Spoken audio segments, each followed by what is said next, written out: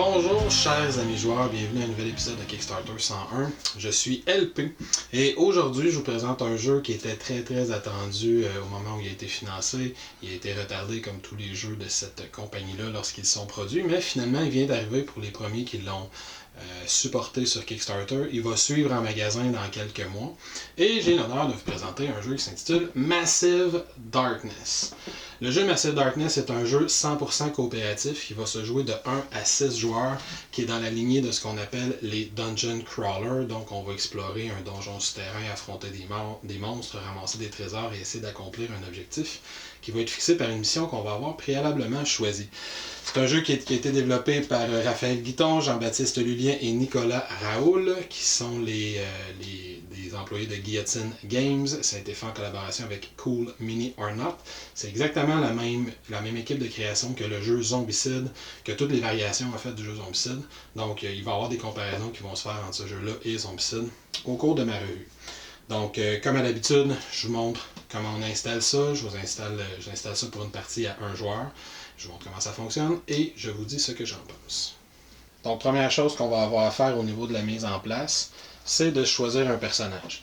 Le jeu Massive Darkness vient avec beaucoup de personnages différents qui ont chacun une carte spécifique descriptive. Moi, dans ce cas-ci, j'ai choisi mon sympathique ici, Bjorn, qui est un barbare des ombres, qui a comme classe préférée. Fait qu'ici sur la fiche des personnages, on a une compétence qui est dans le Shadow Mode, dans le monde d'ombre, je vais y revenir. Dans le mode d'ombre, je reviendrai. Il y a sa compétence spéciale aussi de personnage. Ensuite, je vous ai dit, lui, il est recommandé comme étant un barbare des ombres, un Shadow Barbarian. Bien, on va aller chercher un petit pad comme ça, complet, avec différentes fiches. Et on va prendre la première page pour commencer une nouvelle carrière avec notre barbare des ombres. Dans le fond, qu'est-ce qu'il y a sur cette fiche-là? On a un endroit ici pour indiquer l'XP qu'on va avoir ramassé, pour indiquer notre nom à nous, le nom qu'on veut donner à notre personnage si on décide de l'appeler différemment de Bjorn. Puis il y a ici sur la fiche les différentes capacités qu'il va pouvoir débloquer avec le temps. Ça, je vais y revenir un petit peu plus tard. La seule chose sur laquelle je vais attirer l'attention, c'est que dans le coin supérieur gauche et droit, il y a des capacités qui sont inhérentes à cette classe-là. Il y a ce qu'on va appeler le Signature Move qui est en haut à gauche, sur lequel je vais revenir plus tard. Puis il y a une capacité de base qui est toujours active. Ici, si on peut voir, c'est écrit plus 1 max health. Fait qu'en prenant la classe Shadow Barbarian, mon nombre de points de vie de départ va être modifié de 1 de façon positive. Je souligne que dans la boîte, il y en a d'autres des classes qui sont comme ça. Il y en a différents. Chaque classe vient avec un pad complet où on peut prendre une fiche et le joueur est tout à fait libre de choisir une classe différente de celle qui est suggérée. Celle qui est ici, c'est une suggestion qui fonctionne bien avec ce personnage-là, mais c'est pas une obligation. Le personnage va venir avec un miniature, comme tous les jeux de Cool Mini or Not, à laquelle on va appliquer une petite base de couleurs pour le repérer rapidement sur le plateau. On va venir aussi avec différents petits pegs, différents petits marqueurs plastiques. Il y en a un qui va indiquer notre expérience de départ qui commence toujours à 0. Il y en a un qui va indiquer notre nombre de points de vie de départ qui commence toujours à 5. Mais on n'oublie pas que j'ai choisi un barbare des ombres qui a un point de vie de départ de plus. Fait que lui va commencer à 6. Et finalement, si on joue en mode histoire, le troisième va avoir une utilité. Il va servir à calculer des micro-XP. Mais ça, je vais y revenir un petit peu plus tard. Pour une partie de base, c'est la préparation qu'on a à faire. Dernière chose qu'on va avoir à faire, c'est qu'il y a un gros paquet de cartes équipements de départ qui sont indiquées Starting Equipment à leur dos. Chaque joueur va avoir une armure qui va aller placer dans cet endroit-là où il y a le petit symbole de corps ici. Puis il va choisir une arme de son choix parmi toutes les armes qui sont disponibles dans l'équipement de départ. J'ai un gros barbare, je vais prendre une hache à deux mains. Au niveau de la mise en place générale, ce qu'on va faire, c'est que dans notre scénario, dans notre livre de règles, on va aller choisir un scénario. Pour cet exemple-ci, je prends le tutoriel. Le tutoriel va nous indiquer, ou le scénario qu'on choisit va nous indiquer quelles tuiles on va aller chercher, qui sont indiquées par des numéros et des lettres. Va nous indiquer les différents jetons qu'on va avoir besoin de placer sur le plateau et va nous indiquer comment placer tout ça. Fait qu'on a des portes, des espèces de grandes tuiles circulaires, la tuile de départ pour les joueurs, on a des tuiles de niveau, ici niveau 1, niveau 2, puis on a une tuile de sortie pour le premier scénario. Et quand on place tout ça, ça peut ressembler à ceci. Je précise que moi, évidemment, j'ai reçu une version Kickstarter, fait que les jetons de porte, j'ai des espèces de petits miniatures à la place. Les jetons de coffre, j'ai des petites miniatures aussi, même chose, mais sinon, les miniatures sont tout aussi fonctionnelles que ce qu'on retrouve ici. Donc, jetons de départ, les portes, les jetons 1 et 2, le jeton librairie qui est juste ici. Ça ressemble à ceci. Qu'est-ce qu'il y a d'autre à faire dans la mise en place? Bien, justement, on va se mettre accessible tout ce qui est paquet de cartes, tout ce qui est jeton. Fait que si on a des jetons de cœur, on a les jetons trésor, on a des jetons trésor avancés qui ont un petit design légèrement différent, puis il y en a moins. J'ai un paquet de cartes porte, duquel je vais avoir pigé une carte à chaque fois qu'on ouvre une porte. J'ai un paquet de cartes événements. Et un paquet de cartes artefacts qu'on peut mettre immédiatement, mais de façon générale, on va commencer à s'en servir vraiment un petit peu plus tard. Puis il y a deux autres types de paquets de cartes que là, il va falloir trier par niveau. Les paquets de cartes de trésor, il y a 5 niveaux de paquets de cartes de trésor, puis il y a exactement le même principe pour les paquets de cartes de garde, qui sont des paquets de cartes de monstres. Pour savoir quel niveau on va avoir besoin d'utiliser, c'est le scénario qui va nous indiquer. Dans mon scénario à moi que j'ai placé, j'ai eu à placer un jeton niveau 1 et j'ai eu à placer un jeton niveau 2 dans ma mise en place. Au niveau de l'activation de ces jetons-là, c'est toujours le premier que je vais mettre sur sa face colorée. On voit qu'il y a une face noire, une face colorée. Et tous les autres, on va les mettre sur la face noire. Ça va représenter que notre quête va commencer à un niveau 1. Pour cette partie-là, comme je vois que je vais avoir besoin d'un niveau 1 et plus tard d'un niveau 2, je vais avoir besoin d'utiliser mes cartes de garde de niveau 1 et niveau 2. Fait qu'on va les brasser, puis on va se les mettre près du plateau pour pouvoir faire référence rapidement. Pour les cartes d'items, ça peut être pratique de tous les avoir disponibles parce qu'il y a des façons d'aller chercher des items qui sont de niveau plus haut que ce qu'on a disponible présentement sur la map. Mais le principe est le même. Tant qu'on va être au niveau 1, on va aller chercher des niveaux 1. Tant qu'on va être au niveau 2, on va aller chercher des niveaux 2, puis ainsi de suite. Fait qu'on les garde tous près du plateau. Il y a aussi deux autres paquets de cartes dont je vais avoir besoin qui sont ce qu'on appelle les Roaming Monsters, des monstres errants dans mes donjons. Je vais avoir un paquet de cartes pour les Lesser Roaming Monsters puis un pour les Greater Roaming Monsters. Les Lesser vont concerner les donjons de niveau 1, 2 et 3, si j'avais un troisième niveau. Dans ce cas-ci, comme j'ai juste des niveaux 1 et 2, ben c'est sûr que je vais en avoir besoin que du Lesser Roaming Monster, fait que je peux aller me le mettre proche. Celui-là, je n'aurai pas à m'en servir dans cette partie-là. Si mon donjon se rendait au moins jusqu'au niveau 4, potentiellement jusqu'au niveau 5, j'aurais à placer aussi ce paquet de cartes-là, après l'avoir brassé avec une série de monstres à l'intérieur du paquet. Dernière chose qu'il y a à faire, puis on est prêt à commencer à jouer. Évidemment, ma figurine de départ, je vais la placer sur la zone de départ, elle est indiquée par ce jeton-ci. Et là, je fais une partie à un joueur, mais évidemment, tous les joueurs vont avoir à faire la même préparation, puis aller placer leur jeton ici. Il y a un jeton ici que je ne me servirai pas dans la présentation, c'est le jeton premier joueur. C'est un jeton qui va passer de façon circulaire après chaque tour de jeu, dans le sens des aiguilles d'une montre. Évidemment, dans une partie à un joueur, on n'en aura pas besoin. Et ici, il y a une petite carte Lightbringer, c'est le porteur de lumière. C'est un jeu où on va mourir en cours de partie, et pour moduler le niveau de difficulté, on va nous indiquer de placer 2 jetons cœur sur cette carte-là. Ça nous indique qu'on a droit à 2 résurrections. Si on veut jouer une partie plus difficile, on en enlève. Si on veut jouer une partie plus facile, on en rajoute. Mais dans le mode de base, on place 2 cœurs, on a le droit de se faire ressusciter 2 fois en cours de partie. Maintenant que notre mise en place est faite, ben, comment ça se joue concrètement? Première chose, c'est comment on gagne, comment on perd. Comment on gagne? Ben, on s'y attend dans ce type de jeu-là. La quête qu'on a choisie nous fixe un objectif, c'est indiqué dans le livre de quête. Dès qu'on l'atteint, par exemple, ici, je dois aller chercher une clé puis ensuite me sauver par la sortie. Dès que j'atteins cet objectif-là, je gagne la partie. Mon tour de jeu s'arrête immédiatement puis je gagne. Comment on peut perdre? Ben, il y a 2 façons. Dans certaines quêtes, il peut arriver que pour X, Y, Z raison, l'objectif devienne impossible à atteindre. Le monstre que je dois tuer a réussi à fuir ou il est rendu inatteignable, etc. Pour des raisons évidentes, si l'objectif que je dois atteindre est rendu impossible à atteindre, ben, je perds la partie. Deuxième façon de perdre la partie, je vous ai parlé de la carte Lightbringer. À chaque tour de jeu, s'il y a un des personnages qui meurt, que ce soit une partie solo ou à 6 joueurs, c'est le même principe, s'il y a un personnage qui meurt, à la fin du tour de jeu, il va être ressuscité, puis on va enlever un des jetons de résurrection. Si un personnage doit être ressuscité et la carte est vide, mais ça signifie aussi une défaite pour les joueurs. Cela étant dit, comment un tour de jeu fonctionne? Mais un tour de jeu fonctionne en 5 phases principalement. La première phase, il y a la phase des héros. Chaque héros va avoir 3 actions à accomplir. Et la phase des héros va se terminer par une contre-attaque. Si un des héros a attaqué un monstre et que le monstre a survécu ou un groupe de monstres, le groupe de monstres va venir tenter d'attaquer ce héros-là. Deuxième phase de jeu, il y a une phase ennemie, évidente. Une fois que tous les joueurs ont joué, en plus des contre-attaques éventuelles, tous les ennemis qui sont présents sur le plateau vont s'activer, se déplacer, puis venir essayer d'attaquer les joueurs. Troisième phase, il y a une phase d'expérience. Vous avez vu la petite fiche tantôt qui ressemble à ceci. Bien, à chaque tour de jeu, les joueurs qui ont accumulé suffisamment d'expérience vont pouvoir débloquer des nouvelles capacités, s'améliorer, devenir plus puissants. Quatrième phase, il y a une phase d'événement où on va aller piger une carte dans le paquet de cartes événement, on va regarder ce qu'elle nous dit et on va la résoudre tout simplement. Et ensuite, il y a la phase de fin de tour où on passe le pion premier joueur au joueur suivant si on joue à plus d'un joueur. Évidemment, les effets qui durent un tour de jeu s'arrêtent, puis ensuite on recommence comme ça jusqu'à temps qu'on atteigne une condition de victoire ou de défaite. Donc maintenant que le tour de jeu est résumé, reprenons les phases une par une. Dans la phase de héros, la première, chaque héros va disposer de 3 actions. Qu'est-ce qu'il peut faire avec ces 3 actions-là? Un peu à la zombicide, il y a une liste de différents choix, puis chaque fois qu'il va dépenser un point d'action, il va pouvoir entreprendre l'un de ces choix-là. Qu'est-ce qu'il peut faire? Premièrement, la base dans ce type de jeu-là, c'est le mouvement. Fait que pour une action, il peut utiliser une action pour gagner 2 points de mouvement.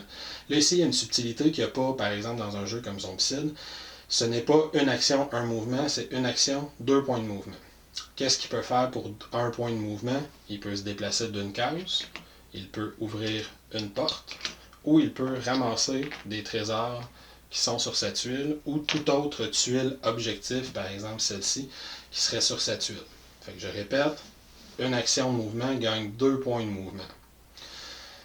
Donc, si je fais quelques exemples, avec mon Bjorn qui est juste ici, première action, s'il décide de gagner une action de mouvement, il va gagner 2 points de mouvement. Fait qu'avec une seule action, il pourrait par exemple se déplacer ici et ouvrir sa porte dans la même action. Il aurait pu pour la même action tout simplement se déplacer de 2 cases. Si la porte avait déjà été ouverte préalablement et qu'à l'intérieur on avait découvert qu'il y avait 3 trésors, pour une seule action, il pourrait gagner 2 points de mouvement, premier point de mouvement, deuxième point de mouvement, gagner les 3 trésors puis aller piger les cartes correspondantes. Donc le mouvement fonctionne ainsi. C'est pas très instinctif au début, mais on finit par s'y faire. Une action, 2 points de mouvement. Je sais que je le répète, mais toutes les personnes avec qui j'ai joué à date, il y avait de la misère à le saisir un petit peu au début. C'est tout à fait normal. Moi le premier. Toujours sur le mouvement, d'autres petits détails. Si on a un monstre qui est sur notre case, on ne peut pas se déplacer du tout. On doit l'éliminer ou posséder des capacités spéciales pour avoir le droit de se déplacer. Et si on fait une action pour piger des cartes trésors, dans le fond, si on fait une action de loot, qui appelle dans le jeu, et que ça nous fait ramasser des trésors, ce qu'on va faire tout simplement, c'est qu'on va piger une carte trésor du niveau actif présentement. Dans ce cas-ci, on voit que mon niveau 2 est inactif et mon niveau 1 est actif. On va voir plus tard comment on active les niveaux. Fait que j'ai 2 trésors. Je vais enlever les 2 trésors, les 2 jetons trésors. Je vais tout simplement piger 2 cartes trésors du niveau 1. C'est pas plus compliqué que ça, comment les trésors fonctionnent. Des fois, on va avoir certains jetons qui vont nous demander de placer des trésors avancés. Tout ce qu'on fait dans ce temps-là, c'est que si on ramasse un trésor avancé, on va aller choisir un trésor, piger un trésor du niveau actuel, plus 1. Toujours dans la phase mouvement, qu'est-ce qu'il y a d'autre de particulier? C'est justement comment on fait pour changer de niveau. C'est extrêmement simple. Dès qu'on change de tuile et qu'on met le pied sur une tuile qui est d'un niveau supérieur à la nôtre, donc dans ce cas-ci, dès que Bjorn, par exemple ici, il prendrait une action de mouvement, 2 points de mouvement, premier point, deuxième point, il change de tuile, il désactive la tuile précédente et active la tuile où il se trouve. La quête passe maintenant au niveau 2. Tous les trésors qu'il va piger seront des trésors du niveau 2. Tous les monstres qu'il rencontrera seront maintenant des monstres de niveau 2. Il vient d'augmenter un petit peu de son niveau de difficulté. Deuxième action qui a aussi un certain niveau de complexité, c'est l'action de transmutation. Je viens juste de décrire comment on peut ramasser différentes cartes de trésors. Au fur et à mesure qu'on va avancer, on va avoir un paquet de cartes trésors, puis plus on va en trouver, plus il y en a des trésors qui vont devenir inutiles pour nous. Une fois que j'ai une bonne armure, un bon bouclier, etc., c'est rendu inutile. Surtout qu'on est relativement limité dans ce qu'on peut avoir. On peut avoir une armure et on peut avoir 2 objets à une main ou un seul objet à 2 mains. Et ça va d'ailleurs être indiqué sur la carte juste ici, si c'est un objet à une main ou à 2 mains.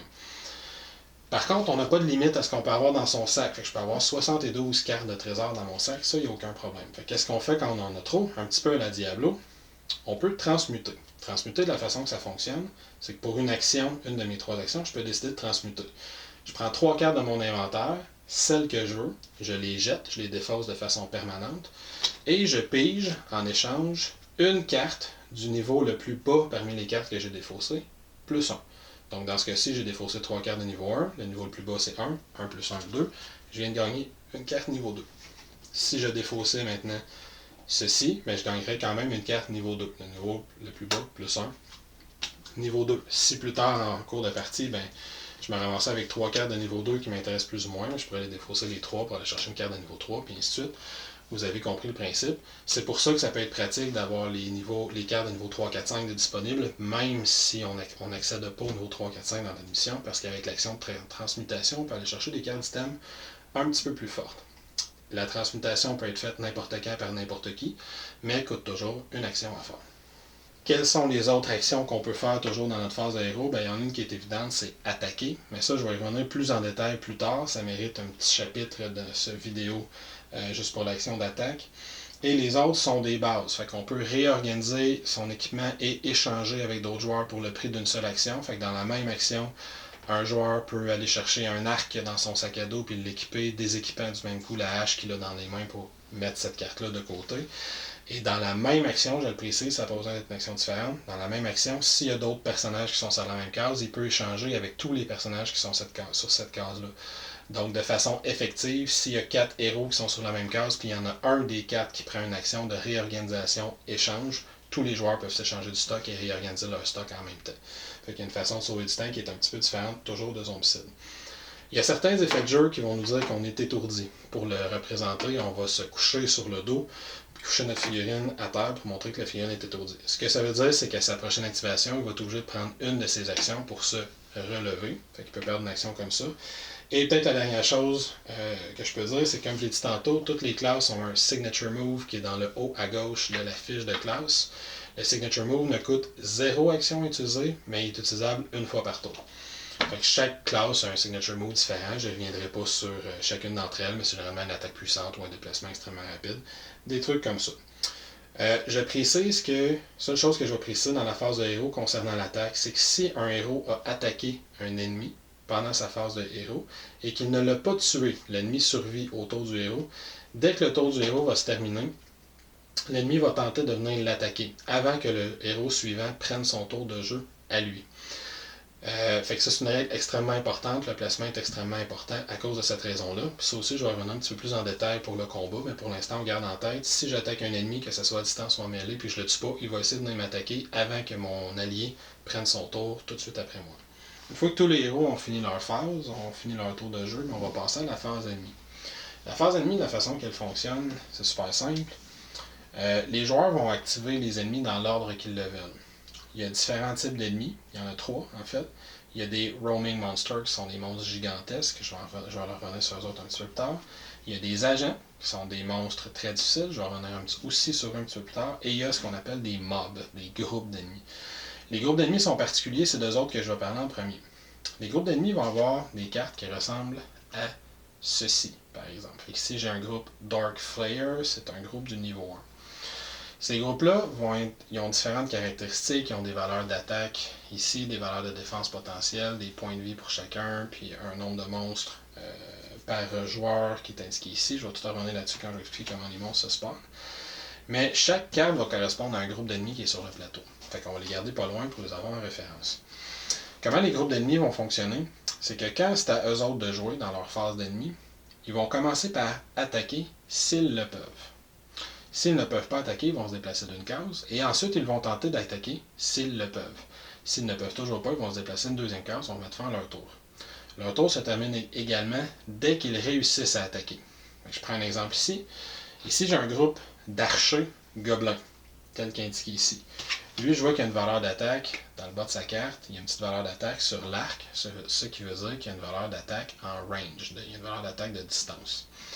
Comme mon gobelin a une valeur d'attaque de distance, dès qu'il s'active, il voit quelqu'un dans son champ de vision, il va l'attaquer, il va mettre fin à son activation. Pour le combat en tant que tel, comment ça fonctionne, comme je l'ai dit précédemment, je vais y revenir un petit peu plus tard. Dans le cas ici de mon groupe d'orques qui est juste à côté, eux autres ne peuvent se battre qu'en mêlée, tel qu'indiqué sur leur carte. Donc pour leur activation, ils commencent par vouloir attaquer quelqu'un, ils ne peuvent pas, ils se déplacent. Ils veulent ensuite attaquer quelqu'un, ils ne peuvent pas, ils se déplacent, leur tour est fini. Et la phase ennemie n'est pas plus compliquée que ça. Si je prends un exemple différent, je suis comme ceci. J'active lui en premier, il essaie d'attaquer, il ne peut pas, il se déplace, il essaie d'attaquer, il peut, il attaque, son tour est fini, il ne se déplacera pas encore.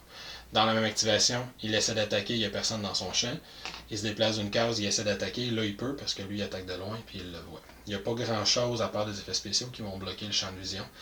Fait que dans ce cas-ci, il le voit, les deux vont attaquer. Fait que la situation n'est pas idéale pour notre bonhomme. Quand tous les monstres ont été activés, la phase de tour ennemi est terminée. On passe ensuite à la phase d'expérience. La phase d'expérience est extrêmement simple. On voit ici qu'au cours de mon aventure, mon héros va accumuler des points d'expérience. 1, 2, 3, 4, 5, jusqu'à 10, jusqu'à un maximum de 30 points d'expérience au cours de la même aventure. À la fin de chaque tour de jeu, dans la phase d'expérience, sur sa fiche individuelle, notre héros peut vouloir décider de se débloquer des capacités spéciales. Les capacités sont en 5 niveaux, niveau 1, 2, 3, 4 et 5. Ici, j'ai devant moi une fiche de Bone Crusher, pour l'exemple. Et il y a le petit coup ici, en dessous de chaque compétence que je peux vouloir acheter, le petit coup en expérience. Fait que si mon Bone Crusher voudrait s'acheter un nouveau point de vie, pour avoir 6 points de vie comme maximum, il pourrait dépenser 5 de ses points d'expérience ici, se la mettant à 1. Avec un crayon, se cocher cette case-là, il gagnerait la capacité. Même chose pour toutes les autres capacités. Certaines capacités comme Charge et Taunt vont être définies dans le livre de règles. Sont assez évidentes de façon générale. Il y a certaines capacités qui vont me donner des dés à l'attaque dans des circonstances particulières. La seule chose sur laquelle je vais attirer votre attention pour l'instant, c'est que peu importe la compétence que j'achète, je dois les acheter dans l'ordre. Fait que je ne peux pas acheter la compétence qui est ici tant que je n'ai pas acheté celle qui est là. Par contre, dans ma deuxième série de compétences, on voit que j'en ai pas de niveau 1, fait que je peux acheter directement celle de niveau 2. Elle coûte plus cher par contre. Et en cours de jeu, mon personnage va juste pouvoir utiliser les compétences qui correspondent au niveau où la quête est rendue ou à un niveau inférieur. Donc si j'achète une compétence de niveau 2, mais que je suis toujours sur la tuile niveau 1, je ne pourrai pas m'en servir. Je vais pouvoir commencer à m'en servir juste quand je vais avoir tourné ma tuile niveau 1 de façon inactive et avoir retourné ma tuile de niveau 2 de façon active. Ça va activer du même coup toutes les compétences, puis on voit d'ailleurs que le jeton est de la même couleur que les compétences qui sont derrière. Même chose, si je m'achète une compétence niveau 3, je vais pouvoir l'activer juste quand ma compétence niveau 2 va être, le jeton niveau 2 va être activé, puis je vais avoir retourné mon jeton niveau 3, et on continue comme ça. C'est un aspect qui prend encore plus d'importance dans le mode histoire, mais ça, comme plusieurs choses, on y reviendra un petit peu plus tard. Ensuite, après la phase d'expérience, on va avoir la phase d'événement. La phase d'événement est relativement simple. J'ai un paquet de cartes événements, puis il y a une carte qui va être tournée par tour. Il y a principalement deux types d'événements qui peuvent arriver. Ils peuvent avoir les cartes patrouille, qui sont indiquées comme ceci. Fait qu'on en a plusieurs, puis ils peuvent avoir des cartes qui sont des blessings. Généralement, les cartes blessings vont avoir des effets positifs, on peut se soigner, etc., etc. Mais les cartes patrouille, c'est de façon générale des monstres qui nous sautent dans le visage.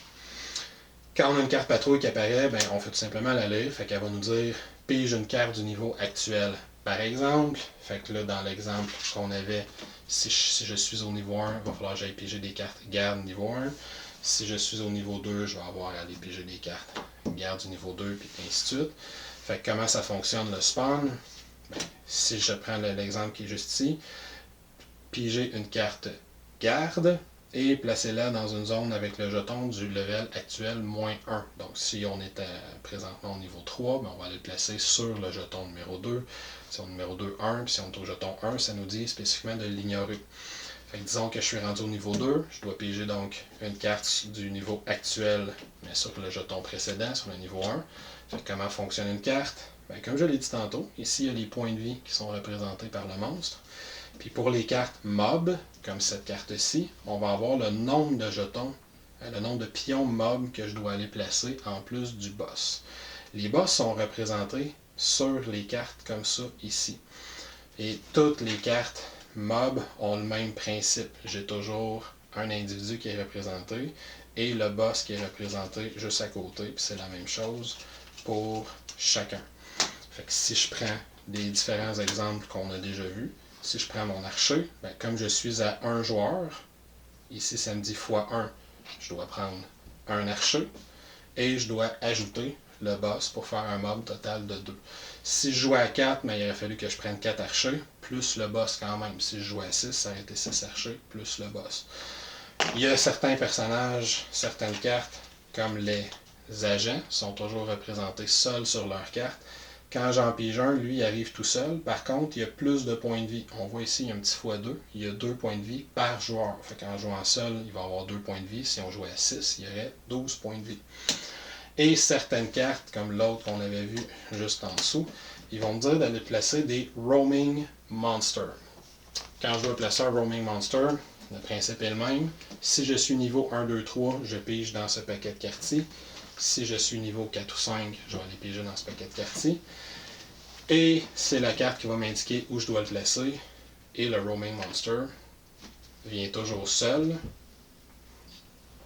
Ils ont toujours une figurine très impressionnante qui vient avec eux. Par exemple, la carte que je viens de piger, c'est cette figurine-là. En termes de comparaison, pour vous donner une idée. Et le Roaming Monster, son nombre de points de vie va être indiqué ici. Je joue seul, il a 5 points de vie. Si on jouait à 4, il en aurait 20. Donc il s'ajuste en fonction du niveau. Et chaque Roaming Monster a cette caractéristique-là qui est indiquée complètement à gauche de sa carte. Donc la phase d'événement n'est pas plus compliquée que ça. On flippe une carte, on fait apparaître les monstres qui sont demandés, où ils sont demandés. Si c'est un mob, je n'oublie pas de mettre plus de personnages en fonction du nombre de joueurs qu'on a. Et si c'est des agents ou des boss, je n'oublie pas de mettre plus de points de vie en fonction du nombre de joueurs qu'on a. Dernier détail pour l'apparition des monstres, ça vaut autant pour les monstres que pour les agents que pour les mobs. À chaque fois qu'un monstre apparaît, dans mon cas ici, j'ai un Bloodseeker Minotaur qui apparaît. On m'a dit de le placer sur la zone 2, fait que sur le jeton numéroté 2, je le place sur le jeton numéroté 2. Je vais toujours avoir à piger une carte équipement qui va accompagner le monstre. En plus, la façon dont les cartes équipements sont designées, sont faites, on va aller le placer juste en dessous pour faire correspondre les cases noires du monstre avec les cases noires de la carte équipement. Ce que ça veut dire, c'est que ce monstre-là se promène avec un équipement. Quand on va le tuer, on va gagner l'équipement. C'est une autre façon d'aller chercher des cartes équipement pour les joueurs. De plus, les monstres, s'ils le peuvent, ils vont s'en servir.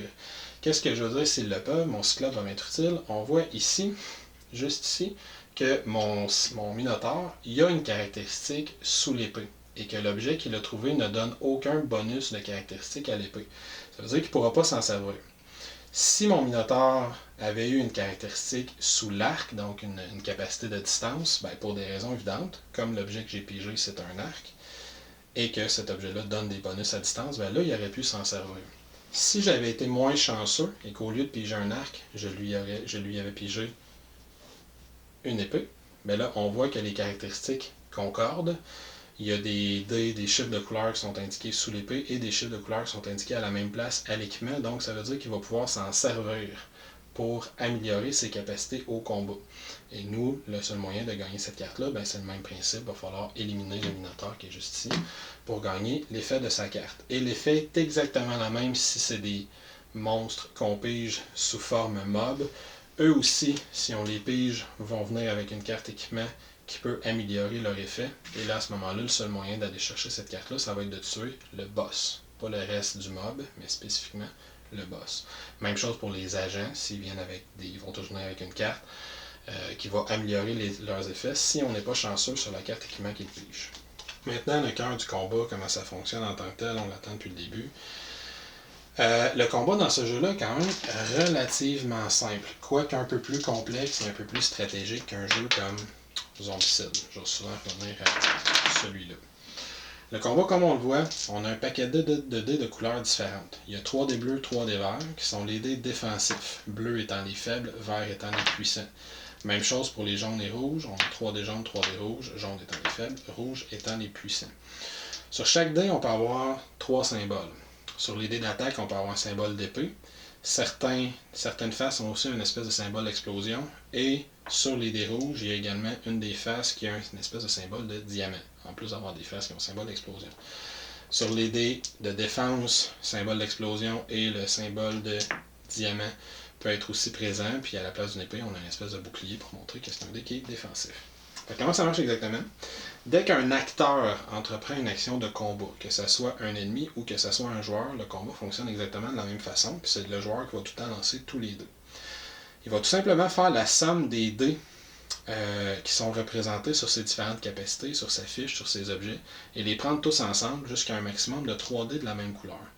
Donc par exemple, si mon barbare ici voulait aller attaquer, il possède une arme de mêlée. Les armes de mêlée, pour des raisons évidentes, ne peuvent qu'attaquer sur leur propre case. Donc ils prennent une action de déplacement pour se rendre ici, ou de l'autre côté, ils décident. Puis ensuite, ils pourraient attaquer. Sur sa fiche, on voit qu'il y a présentement un des rouges disponible en mêlée, et il n'y a pas d'autres capacités présentement qui sont actives, qui vont lui ajouter ou lui enlever des dés. Donc lui lancerait un des rouges. Il attaque les gobelins qui sont archers, et tel qu'indiqué sur leur fiche juste ici, les gobelins archers vont lancer un des bleus. C'est le petit symbole 1 bleu qui est dans l'espace bouclier de leur fiche. Donc on fait tout simplement lancer tout ça ensemble, et on fait la différence. Une épée bloquée par un bouclier, il n'a pas réussi à infliger de dégâts. S'il avait roulé 2 épées, il y en a une des deux qui a été bloquée par un bouclier, l'autre épée aurait passé, chaque gobelin a un point de vie, tel qu'indiqué ici, il aurait donc réussi à en tuer un.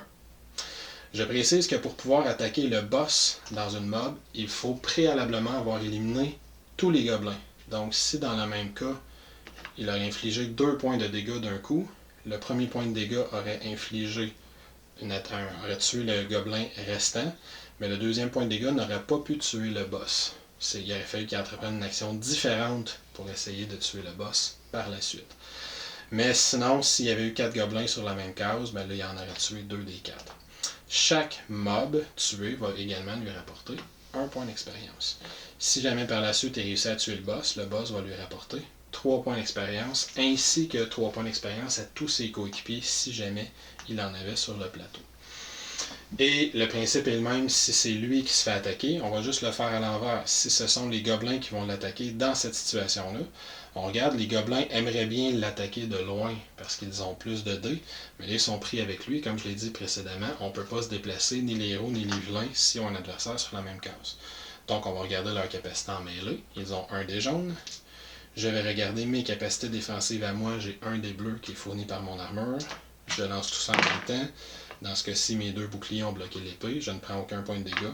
Si ça avait été le contraire, ben, j'aurais perdu ici 1 point de vie. Et le combat n'est pas tellement plus compliqué que ça. Qu'est-ce qu'il y a d'autre comme particularité? C'est qu'il y a beaucoup d'objets de capacité qui vont se servir de ces symboles-là. Par exemple, le gobelin ici, c'est écrit range, pow, plus un épée.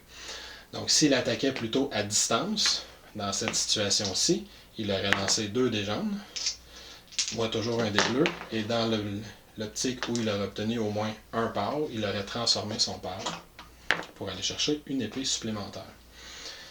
Et c'est à peu près tout ce qu'il y a à dire au niveau du combat. C'est nos fiches qui vont nous indiquer si nos symboles peuvent être activés pour déclencher des effets supplémentaires. Qu'est-ce qu'il y a peut-être à rajouter? C'est les types d'actions. Ici, moi, j'ai utilisé une action de mêlée, mais dans un autre exemple, si j'avais eu un autre objet et que j'avais voulu utiliser une action de range, ben, il aurait fallu que sous l'icône arc, j'ai un certain nombre de dés et avec une couleur indiquée par mon objet. Dans ce cas-ci, j'ai trouvé un arc composite, il lance 2 dés jaunes si j'attaque de loin, et il y a un petit effet pâle que je peux déclencher si je réussis à en enrouler au moins un. Je précise que pour l'attaque de range, il n'y a pas de portée. On peut attaquer aussi loin qu'on veut, en autant qu'on a une ligne de vue. Finalement, il y a certains objets, comme par exemple les sceptres qui sont juste ici, qui ont des dés dans la 3e case. Ici, ça, c'est les attaques magiques. C'est un petit peu comme des attaques range, mais on peut attaquer strictement à 1 ou à 2 cases de distance. Dès qu'un ennemi est au-delà de 3 cases, on ne peut pas l'attaquer avec une arme magique, avec un magic weapon, et si l'ennemi est sur la même case que nous autres, on ne peut pas l'attaquer non plus. Je rajoute que si on possède 2 armes qui sont à une main et qui ont le même type d'attaque, comme c'est le cas ici, ben, je vais tout simplement additionner leurs dés au moment où je fais mon attaque. Dans ce cas-ci, je lancerai 2 dés jaunes. Disons que j'essaie d'attaquer mes gobelins contre leurs dés bleus pour tenter de leur infliger des dégâts, ce qui n'a pas été très très fortuit présentement. Profite maintenant que vous savez comment fonctionne l'attaque pour préciser ce que j'ai dit tout à l'heure. Quand les héros ont fini de jouer dans leur phase de joueur, ils subissent automatiquement une contre-attaque. Donc si je prends mon barbare qui est ici, il se déplace, il les attaque, il réussit à tuer l'archer, mais pas son boss. Dès que son tour se finit, le boss va riposter et va l'attaquer. En suivant les mêmes règles. Je vais lancer un dé en mêlée, je vais lancer mon dé de défense, on va faire la différence. Et quand je vais avoir fini mon tour de jeu, ben là, ça va être au tour des ennemis. Donc, il va m'attaquer encore. Vous comprendrez que c'est un jeu qui est beaucoup plus fun à jouer à plusieurs, parce que là, on peut positionner son positionnement de façon plus intelligente. Tenant compte du fait que les ennemis ne peuvent pas se déplacer s'ils sont sur notre case, si cet ennemi-là était ici et je l'attaquais de loin en ayant un allié sur la même case, il ne pourrait pas se déplacer vers moi pour m'attaquer. Parce qu'il va s'activer exactement de la même façon que pendant la phase ennemie si moi je l'ai attaqué. Fait qu'il va essayer de se déplacer, m'attaquer, se déplacer, m'attaquer encore s'il n'a pas réussi la première fois. Même chose si je les attaque eux de loin, ben ils vont se déplacer de 2 cases vers moi. Activation normale. Il essaie d'attaquer, il peut pas, il se déplace, il essaie d'attaquer, il peut pas, il se déplace, son activation est terminée. Donc quand ça va être à eux de jouer, ils vont être déjà en position pour m'attaquer. Très important dans le déplacement, le placement stratégique. Dernier aspect que je vais parler avant de changer, c'est attirer votre attention dans le jeu sur les ondes d'ombre et les ondes de lumière. Chaque tuile a environ la moitié des cases qui sont des ondes d'ombre, puis l'autre moitié ou à peu près des cases qui sont des ondes de lumière. C'est la même chose ici, on voit ici j'ai des ondes de lumière, et c'est la même chose peu importe le côté qu'on voit, il y a des ondes d'ombre, des ondes de lumière. Qu'est-ce que ça change dans ce jeu-là? C'est que le jeu amène une dynamique qui s'appelle le Shadow Mode. Le Shadow Mode dans le jeu, c'est qu'il y a certains personnages, certaines classes, certaines capacités. Comme on voit ici sur ma classe juste ici, c'est indiqué Shadow Mode Skill, Attaque Power plus 1 Wound. Donc mon barbare, dès qu'il se tient dans une zone d'ombre, il va pouvoir, s'il roule l'espèce de symbole d'explosion à l'attaque, se rajouter un bonus offensif. Et toutes les classes, sans exception, ont des capacités dans le Shadow Mode Skill. Il y en a qui sont meilleurs dans la lumière, il y en a qui sont meilleurs dans l'ombre, mais tout le monde a des capacités par rapport à ça. Fait que ça aussi, il y a un placement stratégique qui est intéressant par rapport à ça. Je précise aussi que si on est dans l'ombre et que les ennemis ont à se déplacer et qu'ils ne voient personne, ils ne tiendront pas compte du tout de l'endroit où on est pour calculer leur positionnement. Alors que si on est dans la lumière, ils vont tenter de venir vers nous autres spécifiquement. Si j'étais dans l'ombre et qu'il ne voit personne, il va plutôt vouloir se diriger vers le jeton de départ s'il y en avait un. Si le personnage a une ligne de vue directe avec le méchant qui se déplace, même si je suis dans l'ombre, ça ne change rien, il va vouloir venir vers moi. C'est spécifiquement s'il ne me voit pas et que je suis dans l'ombre, il ne fait juste pas tenir compte de moi. Donc, si on est plusieurs personnages sur la map en même temps, plusieurs héros, il y en a un, ce qu'on appelle traditionnellement le tank, qui peut décider de se placer dans la lumière pour attirer l'attention des monstres vers lui, pendant que toutes les autres se cachent dans l'ombre. Fait que c'est aussi une petite dynamique qui est intéressante. Donc, qu'est-ce qu'il me reste à dire? Peut-être le dernier aspect avant de passer à la critique en tant que telle, c'est parler du mode histoire. Toutes les règles que j'ai expliquées jusqu'à maintenant couvrent le mode scénario, si on veut. On prend un scénario, celui qu'on veut, on va faire plein de points d'expérience dans le même scénario, fait qu'on va débloquer des compétences du niveau 4, du niveau 5, on va aller chercher les équipements les plus forts dès une première partie, on va être capable de s'en servir, ça va être super le fun. Mais il y a un mode histoire. Si on veut ralentir un petit peu notre progression, mais faire toutes les missions qui sont proposées dans le livre de scénario dans l'ordre avec le même groupe de personnages, il y a aussi la possibilité de le faire. Qu'est-ce que ça change? Il y a 2-3 petites choses. Premièrement, quand on regarde le petit plateau ici, je veux dire, on ramasse son expérience dans le coin ici, puis j'ai dit qu'il y avait une partie micro-expérience, dont on ne se sert pas dans le jeu normal. Ce qu'on fait, c'est que chaque point d'expérience qu'on fait dans le scénario de base, dans le fond, on va faire un point de micro-expérience à la place de faire un point d'expérience normale si on joue en mode histoire. Quand on arrive au 5e point de micro-expérience, on fait un vrai point d'expérience, puis on retombe ensuite à 0, tout dans le haut de l'échelle. Quand on dépense des points d'expérience pour acheter des capacités, on dépense des vrais points d'expérience. Donc vous avez compris, on progresse 5 fois moins vite. D'ailleurs, je pense que j'en ai pas parlé, les monstres normales valent 1 point d'expérience. Les boss en valent 3, mais pour tout le monde, pas juste le joueur qui l'a tué. Les agents en valent 4, mais pour tout le monde. Et les monstres gigantesques, comme ce sympathique éléphant juste ici, en valent 5, mais encore une fois pour tout le monde, pas juste celui qui l'a tué. Donc le système d'expérience est beaucoup ralenti en mode histoire, mais c'est pour qu'on puisse en profiter sur une plus longue période de temps. Qu'est-ce qui change d'autre dans le mode histoire? C'est que le niveau de départ de la quête qu'on choisit va toujours être le niveau du niveau le plus bas parmi tous les joueurs qui participent à cette quête-là. Quand on regarde une fiche, pour savoir quel est le niveau d'un joueur, on va aller voir le niveau de sa compétence la plus haute. Fait que si un joueur s'achète une compétence niveau 4, il est niveau 4, même si c'est la seule compétence qu'il possède, jusqu'à temps qu'il s'achète une compétence niveau 5. Donc, dans notre groupe de joueurs, par exemple, dans la partie où on est présentement avec le groupe de joueurs que j'ai, le joueur le plus avancé a une compétence niveau 3. Fait que peu importe le scénario qu'on va choisir pour notre prochaine partie, on va commencer le scénario avec la quête niveau 3. Fait que nos petits jetons de quête, nos petits jetons de difficulté sur le plateau, on va rajouter des jetons pour commencer directement au niveau 3. Autre chose que fait que ça va changer les trésors qu'on va trouver et les monstres qu'on va affronter dès le début de la partie. Fait que le jeu va s'ajuster à notre niveau de cette façon-là. Autre chose que ça change, c'est l'équipement. J'ai dit que les équipements étaient classés par niveau. Dans une partie normale, on fait juste trouver des équipements de plus en plus forts, on s'en sert, on est content. Dans une partie histoire, on a le droit de se servir juste des équipements qui correspondent au niveau de la quête actuelle et plus bas. Donc si j'ai un équipement niveau 4 dans mes poches, j'ai le droit de m'en servir juste au moment où j'ai tourné la tuile niveau 4 pour activer toutes mes capacités niveau 4 et tous mes équipements niveau 4. Fait que dans le fond, ça marche comme les capacités. Je rappelle que mes capacités de niveau 4, je peux m'en servir juste quand je suis rendu à la tuile qui est niveau 4. Ben, mon équipement niveau 4 dans le mode histoire, c'est la même chose. Je peux m'en servir juste quand je suis rendu à la tuile niveau 4. Qu'est-ce qu'il y a d'autre? Ben, il y a une petite phase de ville, je n'entrerai pas dans les détails, mais grosso modo, les objets qu'on a ramassés qui sont en trop, on peut les échanger pour de l'expérience, pour avoir du meilleur équipement entre chaque partie. Et c'est pas mal ça qui conclut le mode histoire. Il n'y a pas vraiment d'autres modifications. Maintenant, qu'est-ce que je pense de Massive Darkness? Premièrement, l'évidence même, c'est un jeu de Cool Mini or Not, fait avec l'aide de Guillotine Games. Fait qu'on a des figurines là-dedans qui sont absolument extraordinaires. Le matériel est d'une qualité absolument extraordinaire.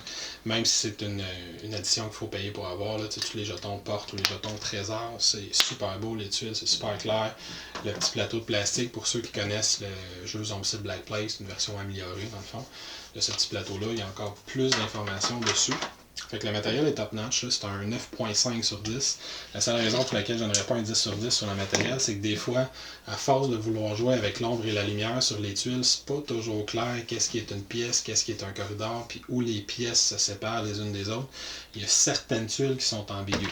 C'est le seul défaut que je pourrais dire. Toujours au niveau des plus, les amateurs de zombicide, de ce genre de jeu-là, on se promène, on se plein de monstres, vont beaucoup apprécier. Puis, c'est une version zombicide plus stratégique. Le placement est extrêmement important à l'intérieur de Massive Darkness. Il faut attirer les monstres dans un coin, il faut les bloquer pendant que les autres joueurs de l'équipe utilisent leur force pour être capables de vaincre les monstres.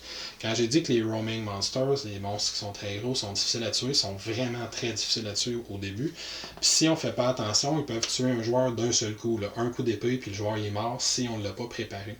Fait que c'est un jeu, comme le professeur Bourgain me faisait remarquer, qui mixe des qualités d'un jeu vidéo à la Diablo puis d'un jeu vidéo à la World of Warcraft. Il y a le côté craft de Diablo, si je peux dire.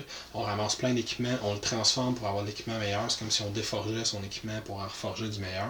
Il y a cet aspect-là qui est super intéressant. Parce que des trésors, à date, les groupes avec lesquels j'ai joué, j'ai toujours dit la même affaire. Faites-en pas des trésors, on va en trouver. T'en trouves plein chaque joueur, puis j'aurai 15 cartes trésors par partie, si c'est pas plus. Fait que ça, on n'en manque pas. Puis la partie World of Warcraft vient du fait que chaque joueur a un rôle précis à jouer dans l'équipe et il doit s'améliorer dans ce rôle-là pour que l'équipe soit efficace.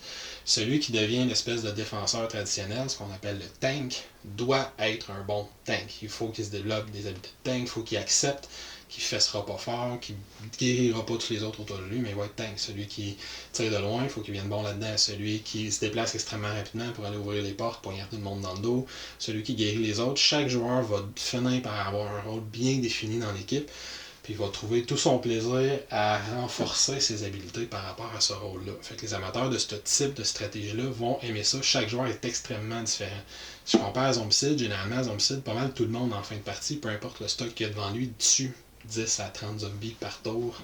Le plateau se remplit de monstres puis il se vide dans le même tour de jeu. Fait qu'il y a pas ce feeling-là dans celui-là. Chaque joueur a un rôle vraiment bien précis. Puis c'est renforcé par le fait que la plupart des créatures, à part les petits monstres de base, donnent de l'expérience à tous les joueurs. Fait que même si je suis le tank puis je tue pas personne, je vais quand même faire beaucoup d'expérience parce qu'à chaque fois qu'un roaming monster, un boss ou un agent va être tué, je vais faire autant de points d'expérience que celui qui l'a tué. Ça encourage beaucoup le travail d'équipe. Sans qu'il y en ait un qui parte en flèche, comme ça peut arriver toujours avec Zombicide. Le jeu s'ajuste aussi assez bien au niveau de difficulté, au niveau qu'on a, parce qu'à chaque fois qu'on fait une quête, surtout dans le mode histoire, chaque fois qu'on fait une quête, le niveau de base de la map qu'on est en train de faire s'ajuste à notre niveau de base. Fait qu'on ne plante pas le début de la game le temps qu'on se rende aux tuiles 3, 4, 5 en fin de partie. Ça aussi, c'est intéressant. Dans ses défauts, Qu'est-ce qu'il y a? Ben, sa longueur. Autant au niveau de la mise en place, vous avez vu, il y a plein de matériel classique de Cool Mini Earnout. Il y a des jetons, des dés, des cartes de toutes sortes. C'est long à trier, c'est long à placer. J'ai des boîtes pour tenir toutes les figurines des Roaming Monsters qui sont venues avec ça, ça n'a pas de sens. Je ne sais plus où mettre ça, il y a beaucoup de stock, c'est long à placer. C'est le fun, mais c'est long à placer. Puis aussi, vous vous rendez compte, c'est long à jouer. Exactement le même problème qu'il peut avoir dans Zombicide. Une game que ça va être écrit 90 minutes dans le manuel va durer 4h30. La dernière game que j'ai jouée a duré 5 heures, incluant la mise en place, les explications serrées, mais on parle quand même de 5 heures pour jouer une partie qui est indiquée 90 minutes dans le livre de règles. Puis j'ai pas joué avec du monde incompétent. Fait que ça, c'est un défaut dans ce type de jeu-là. 2-3 malchances au niveau de la pige de cartes, de où les monstres vont apparaître, puis ça retarde la partie d'une heure et quart. Le jeu est très très long. Un autre défaut aussi que je trouve, c'est que Cool Mini Earnout aime nous vendre beaucoup de figurines, ce qu'on aime généralement comme joueur. Mais dans ce cas-ci, j'ai été déçu quand je me suis rendu compte que le monstre de type mob vient avec un boss et une série de minions. Mais les minions sont pas plus forts qu'ils soient 12 ou 8 ou 6 ou 2. Comme je l'ai dit, comme je l'ai montré dans les explications tantôt, peu importe le nombre de minions qu'il y a sur une case, quand il attaque, tu regardes sa carte, puis il fait cette attaque-là une fois. Toutes les minions supplémentaires, dans le fond, c'est juste des points de vie de plus que le boss a. Fait que j'aurais pu avoir une figurine de boss, un paquet de petits cœurs sur cette carte-là pour montrer qu'il y a 6 points de vie parce qu'on jouait 6 joueurs. Ça aurait fait la job. Fait qu'ils ont voulu me vendre plein de figurines, ils ont réussi d'ailleurs dans mon cas, mais ils ont voulu me vendre plein de figurines, puis ils le justifient alors que ça aurait pu être un petit compteur de carton. Je comprends que ça crée un effet de grandeur sur le plateau parce que j'ai plein de figurines qui arrivent de tous les bords, ça fait quelque chose d'intéressant, mais ça fait aussi des cases surchargées quand il aurait pu avoir un système beaucoup plus simple. Fait que j'ai eu l'impression de me faire vendre des figurines qui n'étaient pas utiles, même au niveau de la mise en place de l'utilité sur le plateau, c'était pas extraordinaire. Mais c'est vrai, les deux seules critiques plus négatives que j'ai à faire. Pour le reste, c'est un jeu super le fun si vous aimez les jeux de type Dungeon Crawler. Il est complètement coopératif, fait qu'il n'y a personne qui a besoin de prendre le côté du mal comme Descent ou Conan. Ça, c'est positif aussi. Super beau. Et ça sort bientôt en magasin, fait que vous pourrez regarder ça. Derrière, peut-être, petit défaut, c'est une critique que je commence à avoir de plus en plus versus les projets Kickstarter, même si moi, je vais continuer à les supporter. C'est qu'ils me vendent beaucoup de stock qui ne sera pas disponible dans le magasin plus tard, puis ça, je trouve ça dommage. Moi, les Roaming Monsters, c'est le meilleur exemple que je peux donner dans ce jeu-là. Je pense que j'en ai 37 ou 38. Dans le jeu de base, il y en a 6 ou 5. Puis sur les 38 que j'ai, il y en a 2-3 qui vont se vendre dans le magasin, puis toutes les autres sont des exclusivités. Ce que je trouve dommage pour la communauté des joueurs, parce que dans une partie des Roaming Monsters, on peut en rencontrer facilement 5-6. Fait que si c'est toujours les 3-4 mêmes qui reviennent d'une partie à l'autre, c'est ordinaire. Moi, j'ai la variabilité d'avoir plein de choix, puis dans une partie, on les change, puis on rencontre jamais 2 fois le même. C'est pas tout le monde qui va avoir cette chance-là, puis je trouve ça vraiment dommage. Fait que ça, c'est une critique pour la version qui va sortir en magasin. Le jeu n'est pas moins bon, mais il y a une partie de la rejouabilité qui va se perdre un petit peu en ayant moins de choix. Tous ceux qui ont supporté un projet de Cool Mini Earnout vont comprendre de quoi je parle. Mon vidéo commence à être longue, fait que je vais vous laisser là-dessus en lui donnant finalement une note de 8.5 sur 10. C'est un jeu que je vais recommander beaucoup à ceux qui aiment ce type de jeu-là. C'est un jeu à la Descent, 100% coopératif, Dungeon Crawler, mais avec des règles un petit peu plus faciles à absorber, plus faciles à expliquer. Avec une durée peut-être un petit peu trop longue. Fait que là-dessus, il y a un travail à faire. Sur ce, je vais vous souhaiter une excellente fin de journée. Si vous avez des questions ou commentaires, vous me laissez ça dans le bas de la page comme à l'habitude et il me fera plaisir d'y répondre. À la prochaine.